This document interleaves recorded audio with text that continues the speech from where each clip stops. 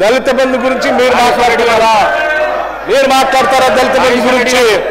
17,700 కోట్లు పెట్టి ₹1 రిలీజ్ చేశారా మీరు? నాట్ ₹1. మళ్ళీ మాట్లాడతారు రాజశేఖర రెడ్డి గారు. కూర్చోండి, కూర్చోండి రాజశేఖర రెడ్డి గారు. అట్లా పాపం సార్, మీరు దళిత బంధు ఎందుకు పెట్టారో కూడా నేను చెప్తాను.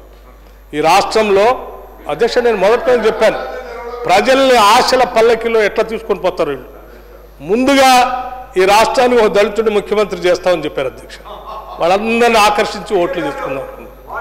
అది అయిపోయింది అధ్యక్ష, అది అయిపోయింది. అది చేయలేకపోయామని చెప్పి, అది అయిపోయింది, అది చేయలేము, జనం అడిగేటట్టున్నారని చెప్పి ఇంకో ఆయన ఉప ముఖ్యమంత్రిని చేశారు అధ్యక్ష, దళిత వర్గాల నుంచి తీసుకొచ్చి. దాన్ని మర్చిపోవటానికి పోనీ ఆయన కంటిన్యూ చేశారా? రాత్రి బర్తరఫ్ చేశారు అధ్యక్ష. కనీసం సమాచారం కూడా ఎందుకు తీస్తున్నాం అనేది ఈనాటికి కూడా చెప్పలేదు అధ్యక్ష. బహుశా భారతదేశ చరిత్రలో ఒక ఉప ముఖ్యమంత్రిని బర్తరఫ్ చేసినటువంటి సంఘటన ఇంతవరకు ఈ దేశ చరిత్రలో లేదు అధ్యక్ష. అది చేస్తారు.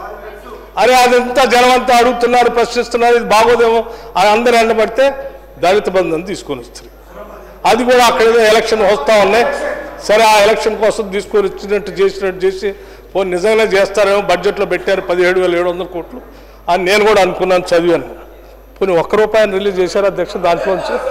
లేదే, నాట్ ఈవెన్ ₹1 అధ్యక్ష. దిస్ ఈజ్ వాట్, ఒకదాని తర్వాత ఒకటి చెప్పటం, ఆశలో తీసుకొని రావటం, అది మళ్ళీ గుర్తు చేయకపోయే వరకు అందరూ వెళ్తున్నారు, ఇంకోటి తీసుకోవటం, అది ఇంకోటి తీసుకోవటం, ఇలా చివరికి 10 ఏళ్ళు పాపం వాళ్ళ ఆశల్లో ఉంచి వదిలేశారు తప్ప వాళ్ళకి ఏమి చేయలేదు అధ్యక్ష.